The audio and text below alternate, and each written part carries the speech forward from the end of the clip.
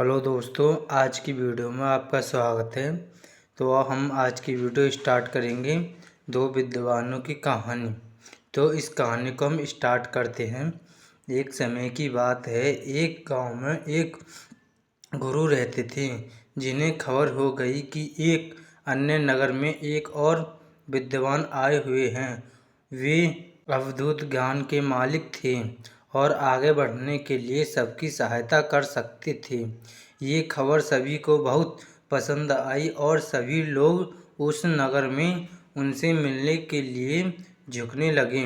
इन दो विद्वानों की राज्य को पता चलते ही वहाँ का राजा उनसे बात करने के लिए अपने दरबार में बुला ले आए। राजा ने दोनों विद्वानों से अपने राज्य में ज्ञान का प्रचार करने का आग्रह किया। दोनों विद्वान ने राजा के आग्रह को स्वीकार किया और उन्होंने राजा के सामने आगे जाकर कहा, आपके सामर्थ्य के लिए हमें गर्व महसूस हो रहा है।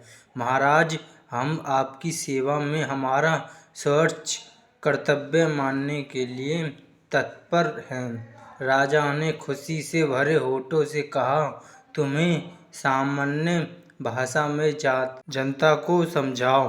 पहले विद्वान मुस्कुराते हुए बोले, अच्छा महाराज, हम आपके राज्य के राजा और प्रजा के बीच बातचीत को सुगम बना सकते हैं।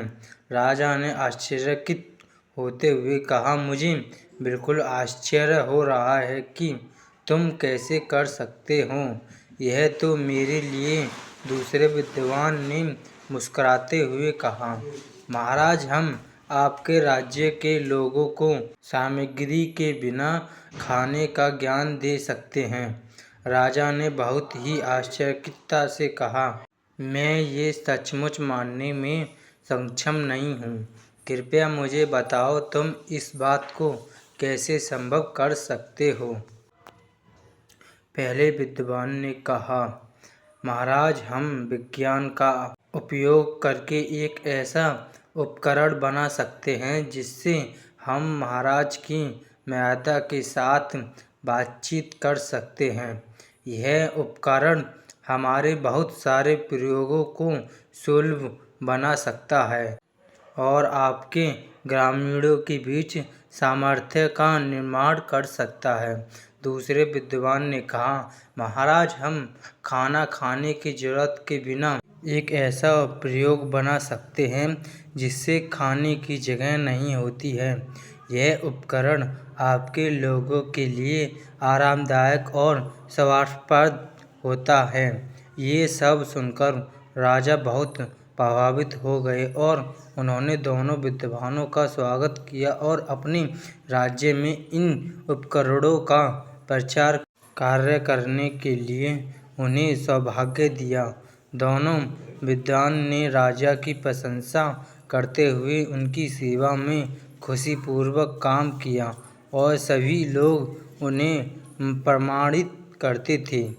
इस कहानी से हमें यह सिखाया जाता है कि समय के साथ ज्ञान विकसित हो रहा है और बहुत से अद्भुत आविष्कार हमारी मदद कर सकते हैं। दो विद्वानों के उदारता, संपूर्ण और सेवाभाव की मिसाल हमें ये बताती है कि हमें हमारे ज्ञान और कौशल को समाज की सेवा में लगाना चाहिए।